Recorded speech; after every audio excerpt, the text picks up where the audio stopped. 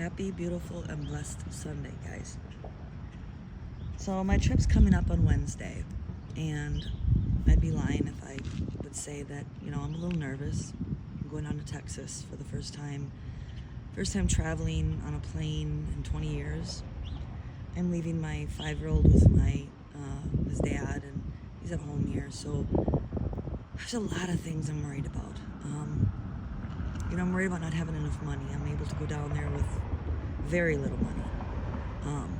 But this morning, because God wants us to share everything with him and talk to him about every single thing that's bothering us.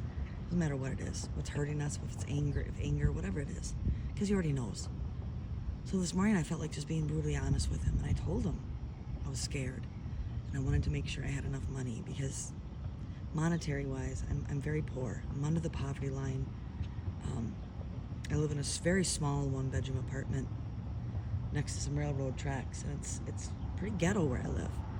But I came from being homeless. My family and I were homeless. I lived in a hotel for a while, just trying to survive. And God has provided for us, and I'm beyond grateful for that. So I'm not on here to complain. I'm on here to share something very, very beautiful with you guys. I've struggled all my life like a lot of people, and I'm not making my case worse than anybody else's. But this morning, I never knew this was a Bible verse. I've heard it majority of my life, but this thought came into my mind today over and over. Godliness with contentment is great gain. So I'm like, where is that coming from? I didn't know it was a Bible verse, so I Googled it. Good old Google. Come to find out, it's in 1 Timothy 6:6. And in my study Bible, it says that why are we to worry about things of this world, the people that are rich, and the rich get richer. We need to be content with food and clothes, for God knows what we need, and that we don't need to worry about those things. We just don't. That as long as we have God and we are content in that, we have everything we need. And I have to remember that. And this absolute peace came over me. And I'm just out here watching the sunrise by where I live and talking to him and thanking him that, he provided this trip to Texas. I've said this a few times.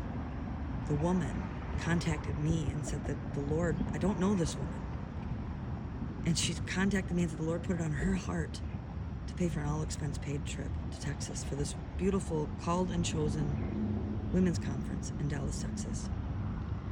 Now, how dare I sit here and diminish what the Lord has done in my life by worrying and fretting over not having enough money. I'm so worried about not having enough money when I go down there because I don't know how much things are down there, like food-wise. I don't worry about anything else. I'd like to bring my son like a little trinket or something, but it's things like that. Like I need to remember, like, Nicole, the great Messiah, the Lord of all, the King of the universe, provided this trip for you, and you think that he won't provide what you need because he knows what you need before you do? You don't think he's such a gracious God that he's going to go above and beyond for you? Just let this be a reminder for somebody else out there. Don't seek the treasures of this world. Don't seek the worldly things, even if it's just money for food. Seriously, that's a worry. Don't worry. God will provide it. Godliness with contentment is great gain. If we're living our life to please the Lord, to glorify his name and not be a people pleaser, and we are content in that, God will go before us, ahead of us, pave the way. Will we have everything we absolutely want? No, but guess what we have to look forward to? We are storing our treasures up in the heavenly kingdom. We'll forever be there. We'll never tarnish. We'll never die. We'll never rust. We'll never go away. We'll never have to cry, worry, pain, heartache, death, wars, sin, drugs, murder. None of it. None of it. Think of that today. Think of that. I hope this helps somebody else. Love you and God bless you. Have a blessed Sunday.